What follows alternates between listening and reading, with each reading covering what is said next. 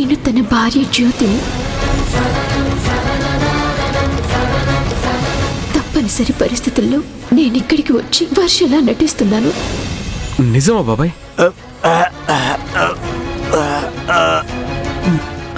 బాబాయ్ బాబాయ్ బాబాయ్ బాబాయ్ వర్ష కాదు. బాబాయ్ కరెక్ట్ గానే చెప్పాడు. నేను విన్నది నిజమేనా?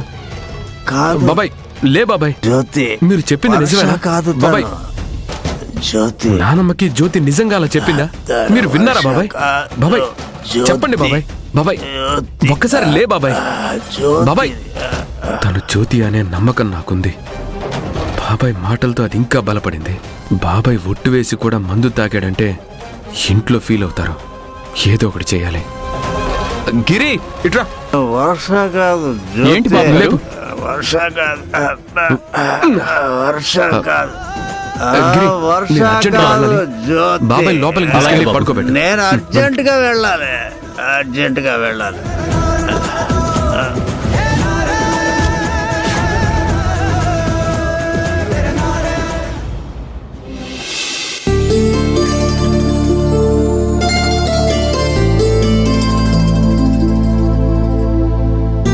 దుర్గా, ఏంటత్తయ్యా? వర్ష రామరాజు ఇంకా రాలేదా? రాలేదత్తయ్యా. ఇద్దరూ హైదరాబాద్ వెళ్ళాలి కదా. ఇంత లేట్ చేస్తే ఎప్పుడు బయలుదేరతారు? జాగ్రత్త.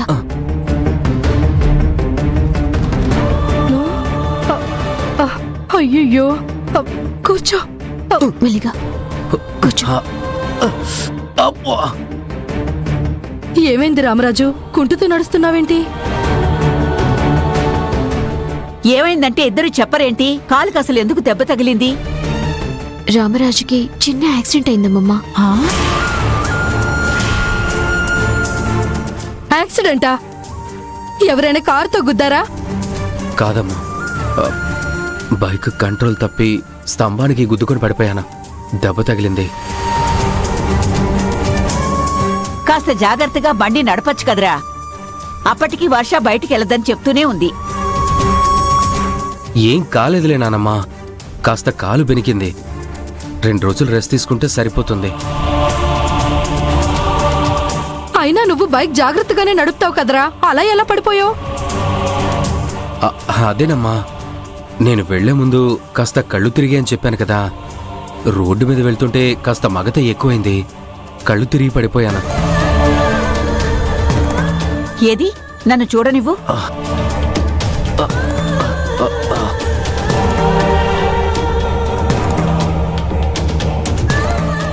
ఎరా, రాత్రి సరిగా నిద్రపోయావా? లేదు నానమ్మా, ఎందుకో గాని రాత్రి నిద్ర పట్టలేదు. మొత్తం మీద 1.5-2 గంటలో నిద్రపోయి ఉంటాను. హా, అది సంగతి. నిద్ర సరిగా లేకనే నీ కళ్ళు తిరిగినట్టున్నాయి. పదరా, హాస్పిటల్కి వెళ్ళి డాక్టర్కి చూపిద్దాం. అవసరం లేదులేమ్మా, ఇందాక ముక్కోటమ్మ ఇంట్లో డాక్టర్ చెక్ చేసి మందులు ఇచ్చాడు. ముక్కోటమ్మా? ముక్కోటమ్మ ఇంటికి నువ్వెందుకెళ్ళావురా?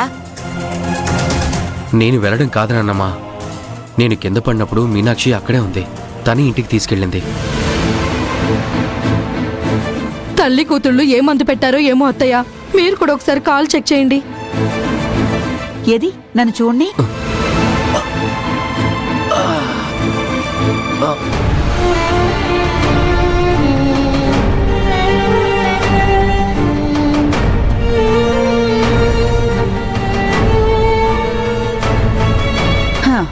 కాలు బాగా బెణికింది. నువ్వెళ్ళి పడుకో, నేను పసరు తీసుకొచ్చి రాస్తాను. అలాగేనమ్మా. నేను తీసుకెళ్తానమ్మా. రామరాజు జాగ్రత్త, మెల్లగా వెళ్ళు. పద.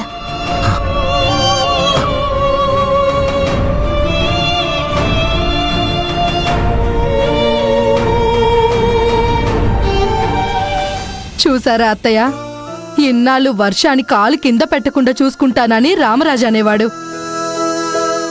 ఇప్పుడు వర్షానే నా కొడుకుని జాగ్రత్తగా చూసుకుంటుంది.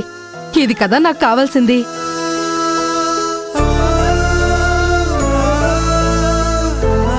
ఈడు జోడు అంటే అదే. ఒకరికి కష్టం వస్తే ఇంకొకరు తోడుగా ఉండడం.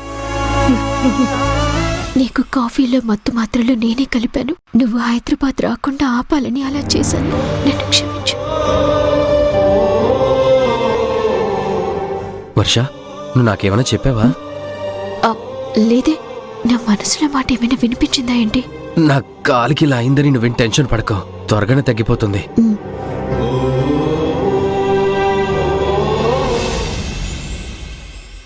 రామరాజు, ఈ ఆయుర్వేద మందులు వేసుకో, నొప్పి తగ్గిపోతుంది. వర్ష, వాడికి మంచినీళ్ళివ్వు.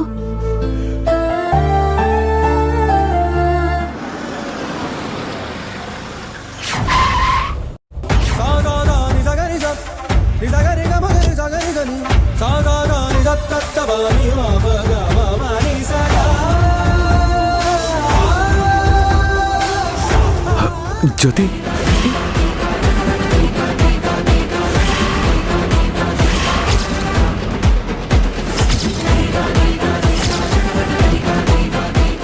మళ్ళీ దొరబాబు ఇలా పిలుస్తున్నారేంటి?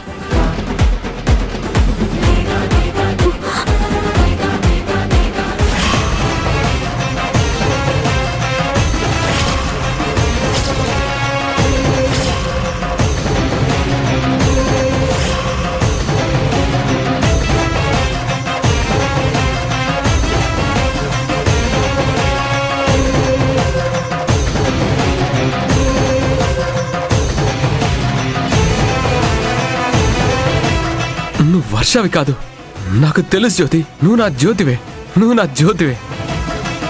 నా గుండె చప్పుడు నువ్వు జ్యోతివే అని చెప్తుంది. అదే నిజమైంది. నువ్వు నా జ్యోతివే.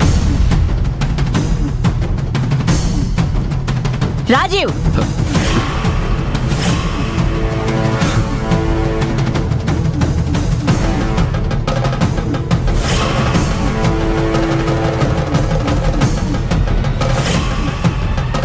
ఏం చేస్తున్నావురా నువ్వు? బుర్ర పాడైందా ఏంటి పిచ్చి పని? నానమ్మా, నేను కరెక్ట్ గానే ఉన్నాను. తను మీ వర్ష కాదు, నా జ్యోతినే. తను నీ జ్యోతి అని ఎవరు చెప్పారు రాజీవ్? ఎవరో చెప్తే నేనెందుకు నమ్ముతాను పిన్ని? రమేష్ బాబాయ్ చెప్పాడు. ఇన్నాళ్ళు నేను తనని జ్యోతి అని ప్రూవ్ చేయడం కోసం వెయిట్ చేశాను. అది ఇప్పుడు ప్రూవ్ అయింది. ఆయన మాటలు అస్సలు నమ్మకూడదు రాజీవ్. తాగుడుకు అలవాటు పడి నోటుకొచ్చింది చెప్పటం అలవాటుగా మారిపోయింది. లేదు పిన్ని, అది నిజమే. పిచ్చిగా మాట్లాడుకు రాజీవ్.